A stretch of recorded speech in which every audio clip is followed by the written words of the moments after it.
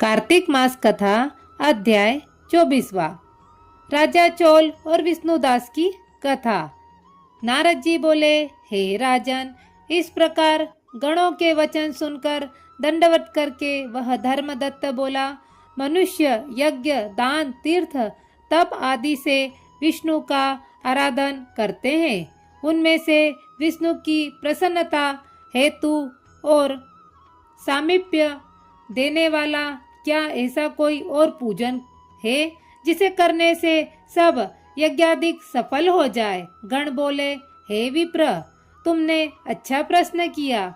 हम इतिहास सहित एक प्राचीन वृतांत कहते हैं, एकाग्र मन से सुनो। कांचीपुर में एक चोल देश प्रसिद्ध हुआ है। उस राजा के राज्य में कोई आदमी दरिद्री, दुखी, पाप बुद्धि और रोगी नहीं था। अनेकों यज्ञ करने वाले यशस्वी उस चोल के स्वर्ण यज्ञ स्तंभ से ताम्रपर्णी नदी के दोनों किनारे कुबेर के वन की तरह शोभित हुए। एक समय वह राजा अनंत शयन नाम के स्थान को गया, जहाँ की योग माया के साथ विश्वपति भगवान विष्णु शेष शैया पर शयन करते हैं। वहाँ उसने लक्ष्मीपति विष्णु भगवान का मोती आदि रत्नमणि और सुंदर स्वर्ण के फूलों से पूजन किया और प्रणाम करके वहीं बैठ गया। तपश्चात हाथ में तुलसी और जल लिए हुए कांचीपुरी में रहने वाले एक विष्णुदास नाम के ब्राह्मण को वहां आकर ब्राह्मण सूक्त आदि मंत्रों से भगवान को स्नान कराते हुए तुलसी पत्र से विधि पूर्वक स्नान कराते हुए देखा। भगवान के ऊपर ब्राह्मण के तुलसी दल चढ़ाने से राजा की पूजा के वे रत्न ढक गए। यह देख राजा कुपित होकर बोला, हे ब्राह्मण, मैंने यह मणिक और स्वर्ण से पूजा की है, वह तुलसी पत्रों से तुमने क्यों ढक दिया? मैं जानता हूँ तू विष्णु की भक्ति नहीं जानता है, तू ढोंगी है जो तूने मेरी अत्यंत शोभायुक्त पूजा को ढक दिया है। तब वह ब्राह्मण भी राजा के गौरव को तुच्छ समझकर बोला, हे राजन, तू भक्ति नहीं जानता, तुझे राज्य लक्ष्मी का घमंड है। बताओ, तुमने पहले कितना विष्णु का व्रत किया है?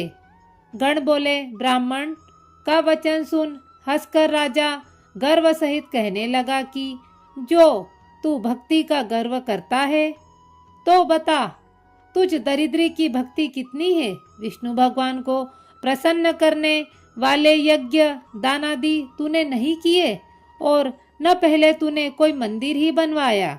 यदि तुझे भक्ति का ऐसा घमंड है तो अब सब उपस्थित ब्राह्मण आप लोग देखते रहो कि विष्णु भगवान साक्षात दर्शन मुझको देंगे या इसको, तब हम दोनों की भक्ति मालूम हो जाएगी।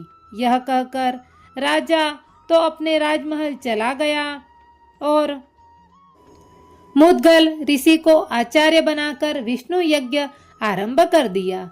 उस यज्ञ में बहुत से ऋषियों को बुलाया और उन्हें बहुत सा अन्न तथा दक्षिणा दी। ऐसा यज्ञ उसने सबसे पहले गया नामक क्षेत्र में किया था। उस समय विष्णुदास भी वहां देव मंदिर में रहा और विष्णु को प्रसन्न करने के लिए अनेक नियम करने लगा। उसने माघ और कार्तिक का व्रत किया, तुलसी का वन लगाया और उसे सींचा तथा द्वंद्वाक्षर मंत्र का यथाविधि जाप करने लगा।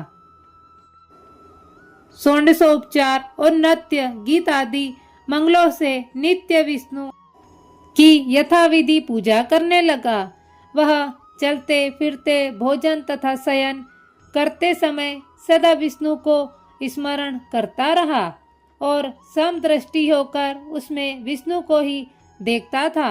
विष्णु की प्रसन्नता के लिए माघ और कार्तिक के विशेष नियम पालन करने लगा तथा उद्यापन भी किए। इस प्रकार सब इंद्रियों को वश में करके भगवान का आराधन करते हुए राजा चोल और विष्णुदास ब्राह्मण दोनों को बहुत समय व्यतीत हो गया।